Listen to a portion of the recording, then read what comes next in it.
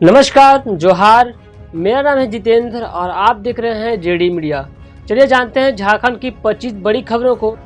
आज की पहली और बड़ी खबर, गणतंत्र दिवस पर रांची में राज्यपाल रमेश बैस व दुमका में सीएम हेमंत ने फहराया तिरंगा। पता चले कि गणतंत्र दिवस के मौके पर मोरहाबादी मैदान में राज्यपाल रमेश बैस और पुलिस लाइन दुमका में सीएम हेमंत सोरेन ने झंडोत्तोलन किया, साथ ही साथ परेड का निरीक्षण भी किया। मौके पर 9 विभागों की ओर से झांकी भी निकाली गई। इस वर्ष झांकी में बदलते झारखंड की तस्वीर दिखी। अंतर्राष्ट्रीय मिलेनियम वर्ष पर राज्य में पाए जाने वाले मोटे अनाज के उत्पादन को लेकर हो रही तैयारी को संबंधित झांकी भी पेश की गई थी। गणतंत्र दिवस पर राज्यपाल रमेश बैस ने किसानों, मजदूरों व महिलाओं को लेकर कई बड़ी बातें। बतले कि झारखंड के राज्यपाल रमेश बैस ने 74वें गणतंत्र दिवस पर रांची के मोरहाबादी मैदान में झंडोत्तोलन किया। इस मौके पर उन्होंने परेड का निरीक्षण भी किया और मार्च पास्ट की सलामी ली। राज्यपाल श्री बैस ने लोगों को संबोधित करते हुए कहा कि सरकार का प्रयास है कि कुछ वर्षों में झारखंड को देश का सर्वश्रेष्ठ राज्य बनाया जाए। बचाने के प्रभावित किसानों को दी जा रही है 3500 रुपये अनुदान राशि। जी हाँ दोस्तों, झारखंड के राज्यपाल रमेश बैस ने कहा कि सरकार का प्रयास है कि आने वाले कुछ वर्षों में झारखंड को देश का सर्वश्रेष्ठ राज्य बनाया जाए। उन्होंने कहा कि कृषि और इससे जुड़ी गतिविधियां अर्थव्यवस्था के मुख्य आधार हैं, लेकिन इस बार सामान्य से काफ़ी कम बारिश के कारण खरीफ मौसम में बुआई और रुपाई प्रभावित हुई है। राज्य के 22 जिलों के 226 प्रखंडों को सूखाग्रस्त घोषित किया गया है। इसके 30 लाख किसानों को आजीविका प्रभावित हुई है। सरकार इन परिवारों को मुख्यमंत्री सुखाड़ राहत योजना के तहत 3500 रुपये अनुदान राशि उपलब्ध करा रही है। तो वहीं 4.5 करोड़ मानव दिवस का सृजन, राज्यपाल रमेश बैस ने कहा कि मनरेगा के तहत अब तक 4.5 करोड़ मानव दिवस का सृजन किया गया है। इस वित्तीय वर्ष में कुल 4 लाख योजनाओं को पूरा किया गया है। 9.75 लाख योजनाओं पर कार्य किया जा रहा है। सुखाड़ को देखते हुए हर गांव में 5 योजनाओं पर कार्य किया जा रहा है। तो वही दूसरी ओर झारखंड में स्कूली बच्चों को अब पोशाक मद में 300 से 400 रुपये ज़्यादा मिलेंगे। जी हाँ दोस्तों, ऐसा है कि झारखंड के सरकारी विद्यालयों में पढ़ने वाले विद्यार्थियों को मिलने वाली पोशाक व किताब की राशि में बढ़ोतरी की जाएगी। राज्य गठन के बाद पहली बार पोशाक की राशि में बढ़ोतरी होगी। इसके लिए वित्तीय वर्ष 2023-24 के बजट में राशि का प्रावधान किया जाएगा। अभी 8वीं कक्षा तक के बच्चों को पोशाक के लिए 600 रुपये मिलते हैं, जिससे बढ़ाकर 900 रुपये करने का प्रस्ताव है। 9वीं से 12वीं बच्चों को भी 600 रुपये मिलते थे, इसे 1000 रुपये करने का प्रस्ताव भेजा गया है। इसको लेकर शिक्षा मंत्री जयंत महतो ने बुधवार को विभागीय अधिकारियों के साथ बैठक की थी। बैठक में बजट को लेकर विचार विमर्श भी किया गया था। कक्षा 9 से 12वीं तक के विद्यार्थियों को पोशाक राशि में 400 व कक्षा 1 से 8 तक के विद्यार्थियों की पोशाक राशि में 300 रुपये की बढ़ोतरी की जाएगी। झारखंड के 22 पुलिस अफसरों व जवानों को मिलेगा मेडल। केंद्रीय गृह मंत्रालय ने की थी घोषणा। चले कि गणतंत्र दिवस पर झारखंड में पुलिस अफसरों व कर्मियों को 9 वीरता पदक, विशिष्ट सेवा के लिए 1 और सराहनीय सेवा के लिए 12 को राष्ट्रपति पदक से नवाजा गया। इसकी घोषणा बुधवार को केंद्रीय गृह मंत्रालय ने की थी। झारखंड पुलिस ने इस बार डीएसपी नवीन लखड़ा को विशिष्ट सेवा के लिए राष्ट्रपति पुलिस पदक से नवाजा गया। श्री लखड़ा वर्तमान में केंद्रीय भंडार होटवार के डीएसपी है। इनके अलावा सीबीआई रांची के एडिशनल एसपी कौशल किशोर सिंह को भी पुलिस पदक से सम्मानित किया गया है।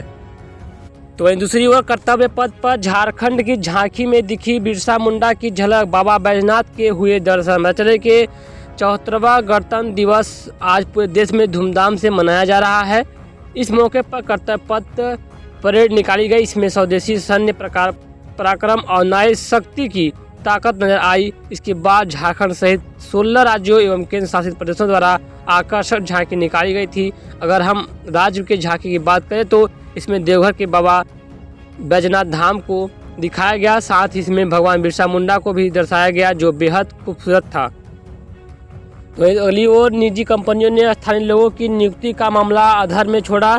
404 कंपनियों ने ही कराया निबंधन। पता चले कि झारखंड में निजी कंपनियों में स्थानीय लोगों की नियुक्ति का मामला अधर पे है। विधानसभा से विधेयक पारित होने के बाद 12 सितंबर 2022 को इस नए कानून की अधिसूचना हो गई थी कि पिछले सत्र में श्रम मंत्री सत्यानंद ओझा ने सदन को बताया था कि अब तक 404 नियोक्ताओं कंपनियों ने निबंधन कराया है। इस कानून के तहत कंपनियों को 40,000 से कम वेतन वाले पदों पर स्थानीय युवाओं को ही नौकरी देनी है, इसके लिए निबंधन जरूरी है।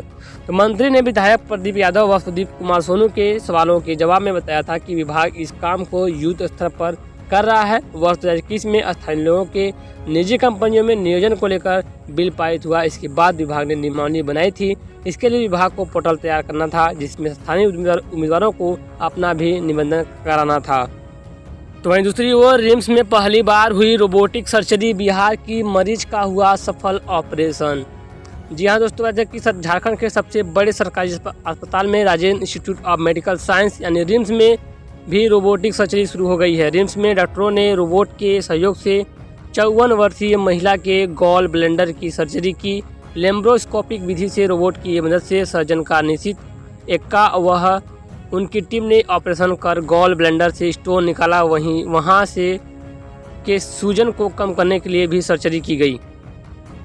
तो वहीं दूसरी ओर दिल्ली की तरह ही रांची के मोरहाबादी मैदान की झांकी भी बेहद आकर्षक, बदलते राज की दिखी तस्वीर। जी हाँ दोस्तों, पता चले कि दिल्ली के कर्तव्य पथ की तरह ही रांची के मोरहाबादी मैदान में विभिन्न विभागों द्वारा निकाली गई झांकी की बेहद खूबसूरत थी। इसमें सूचना एवं जनसंपर्क विभाग को उनकी शानदार थीम के लिए प्रथम पुरस्कार मिला, तो ग्रामीण विकास विभाग ने दूसरे स्थान पर कब्जा जमाया। आपको बता दें कि इस वर्ष झांकी में बदलते राज्य की तस्वीर दिखी। अंतर्राष्ट्रीय मिलेट्स वर्ष पर राज्य में पाए जाने वाले मोटे अनाज के उत्पादन को लेकर हो रही तैयारी से संबंधित झांकी भी पेश की गई थी। तो दूसरी ओर क्लीन व ग्रीन सिटी की ओर रांची नगर निगम का एक कदम, फल सब्जी की कचरे से बनेगा खाद। जी हाँ दोस्तों, झारखंड की राजधानी रांची स्थित फल व सब्जी मंडियों से निकलने वाले वेस्ट अवशेष को रांची नगर निगम खाद बनाएगा। इसको लेकर नागा बाबा खटाल सब्जी मार्केट व करबला चौक स्थित कचरा ट्रांसफर स्टेशन में कंपोजिट मशीन लगाई गई है। दोनों कंपोजिट मशीन का उद्घाटन मेयर आशा लखड़ा, डिप्टी मेयर सचिव विजयवर्गीय व सहायक नगर आयुक्त शीतल कुमारी ने किया। तो वहीं दूसरी ओर रामगढ़ उपचुनाव के लिए झारखंड पार्टी ने उम्मीदवार का किया ऐलान। जी हाँ दोस्तों, झारखंड पार्टी छापा ने रामगढ़ विधानसभा उपचुनाव के लिए संतोष कुमार महतो को प्रत्याशी बनाया है। इसकी घोषणा केंद्रीय प्रधान महासचिव अशोक भगत ने हरमू स्थित केंद्रीय कार्यालय में हुई केंद्रीय संसदीय बोर्ड की बैठक के बाद की। संतोष कुमार महतो ने कहा कि इस बार रामगढ़ की जनता शिक्षा, रोजगार, स्वास्थ्य और सम्मान के मुद्दे पर वोट करेगी। तो वहीं दूसरी ओर गणतंत्र दिवस के मौके पर CCL CMD का बड़ा ऐलान। रांची में बनेगा 200 बेड का सुपर स्पेशलिस्ट हॉस्पिटल। जी हाँ दोस्तों, सेंट्रल कोलफील्ड लिमिटेड CCL के CMD PM प्रसाद ने गणतंत्र दिवस पर बड़ी घोषणा की है। उन्होंने कहा कि झारखंड की राजधानी रांची में CCL 200 बेड का सुपर स्पेशलिस्ट हॉस्पिटल बनाएगा, जहां लोगों को बेहतर चिकित्सा सेवा मिल सकेगी। साथ ही उन्होंने कहा कि रांची विश्वविद्यालय में कंपनी की ओर से 5000 लोगों की क्षमता वाली एक विशाल स्टेट लाइब्रेरी भी बनाएगी। श्री प्रसाद रांची में काके रोड के गांधीनगर कॉलोनी स्थित महात्मा गांधी क्रीड़ांगण में झंडोत्तोलन करने के बाद गणतंत्र दिवस समारोह को संबोधित कर रहे थे। तो वहीं दूसरी ओर कोटा से 40% कम शराब बेच रही हैं एजेंसियां, झारखंड को हो रहा है घाटा। झारखंड में प्रतिदिन 15 करोड़ रुपए की शराब की बिक्री का लक्ष्य निर्धारित है, लेकिन निर्धारित कोटा से लगभग 60% तक ही शराब की बिक्री हो पा रही है। यानी कोटा से 40% का कम शराब की बिक्री की जा रही है। इस कारण निर्धारित लक्ष्य के अनुरूप राजस्व की प्राप्ति नहीं हो रही है। वर्तमान में प्रतिदिन औसतन 9 से 10 करोड़ रुपए की शराब की बिक्री ही हो रही है। वहीं दूसरी ओर पलामू में ऑटो बाइक में सीधी टक्कर, एक महिला की मौत, 3 लोग घायल। जी हाँ दोस्तों, ऑटो पलामू जिले के लेस्लिंगगंज थाना क्षेत्र में पांकी मेदिनीनगर मुख्य पथ पर मुरमुसी मोड़ के पास शराब के नशे में धुत ऑटो चालक ने एक बाइक को टक्कर मार दी। इससे एक महिला की मौत हो गई, जबकि 3 युवक घायल हो गए। मृतका की पहचान लेस्लीगंज थाना क्षेत्र के साहत गुरुआ निवासी अमित कुमार की पत्नी प्रमिला देवी के रूप में की गई है। लेस्लीगंज के कुराइल पतरा निवासी लव प्रसाद सोनी के पुत्र और ऑटो चालक सूरजमल सोनी, संगालिम निवासी कालेश्वर शर्मा के पुत्र सुजीत कुमार शर्मा और कामेश्वर शर्मा के पुत्र शंकर शर्मा गंभीर रूप से घायल हो गए हैं। लेस्लीगंज पुलिस ने शव को कब्जे में लेकर पोस्टमार्टम के लिए MMCH भेज दिया है।